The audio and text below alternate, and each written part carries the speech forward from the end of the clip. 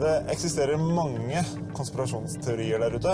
Nå er jeg på vei til å møte en som tror på en av de rareste konspirasjonsteoriene jeg vet om.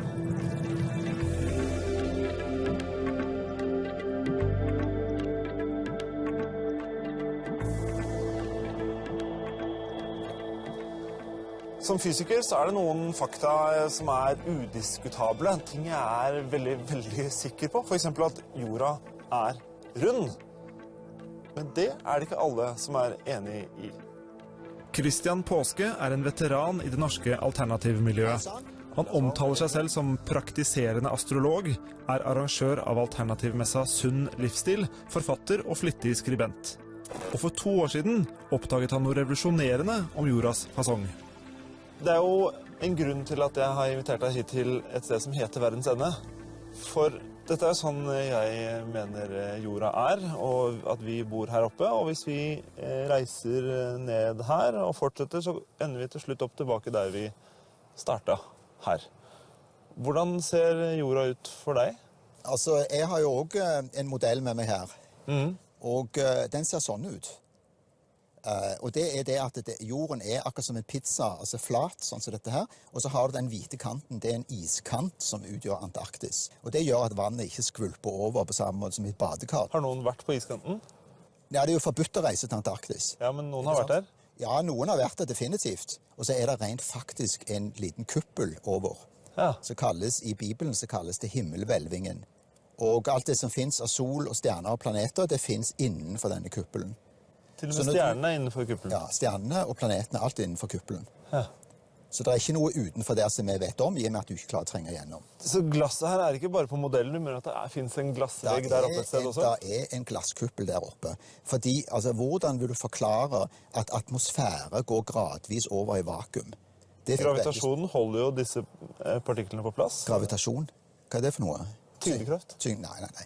Altså, det er jo aldri blitt bevist. Og hvis du tar vekk gravitasjon, så har du ingen heliosentrisk modell lenger. Altså, det er aldri blitt målt, det er aldri blitt bevist. Og Påske er ikke alene om å mene at noen skjuler jordas egentlige form for oss som bor her. Hele 2% av alle amerikanere er nå sikre på at jorda er flat. Men hvordan kommer man fram til noe sånt? Altså, jeg satt en hyggelig kveld og ante fred og ingen fare, og lyttet på et foredrag til en person som jeg anser veldig intelligent. Og så sier han det at jorden er flat. Ikke sant? Så tenkte jeg, det var helt... Altså, nå må det ha klikket for han. Men altså, jeg kunne ikke fornekte det faktum at dette er en ekstremt intelligent person. Ok, ja vel, så jeg går inn på YouTube, hvor det finnes ganske mye informasjon om dette her, og ser en god del filmer, og er da spesielt på jakt etter hva er argumentene for, og hva er argumentene mot. Og det er den prosessen jeg synes at folk flest bør gå igjennom, hvis de har tenkt å danne seg en mening om dette temaet. Det er et ekstremt spenn i konspirasjonsteorier, fra de mer uskyldige til de som kan få grusomme konsekvenser. Mens felles for veldig mange er at det er en hemmelig elite som står bak og styrer alt sammen. Altså, jeg tror at det er en elite som lever i en ekstrem rikdom og en ekstrem makt, og de har på en måte kontrollert menneskeheten som en saueflokk siden tidenes morgen. Og de holder hemmelige møter og så videre. De har kontroll på utdanningssystemet, på vitenskap, på massemedia, på religion, ikke minst. Hvem er disse folka? Det er litt for omfattende til å komme inn på. Er det nordmenn blant disse folka? Ja, det er det helt sikkert. Det vet jeg ikke.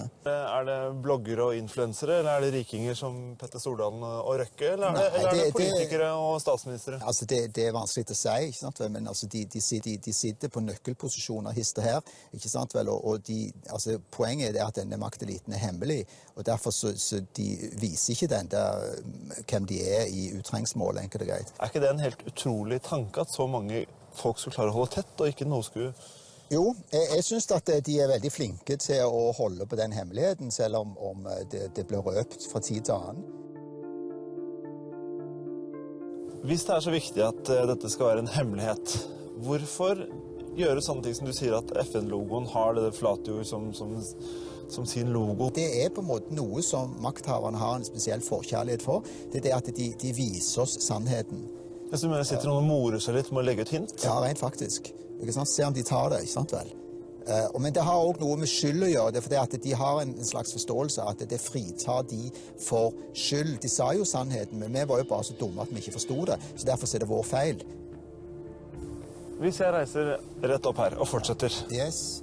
hvor kommer jeg til slutt? Da kommer du til, da sier det plutselig pang, og da støter du opp i rett og slett taket.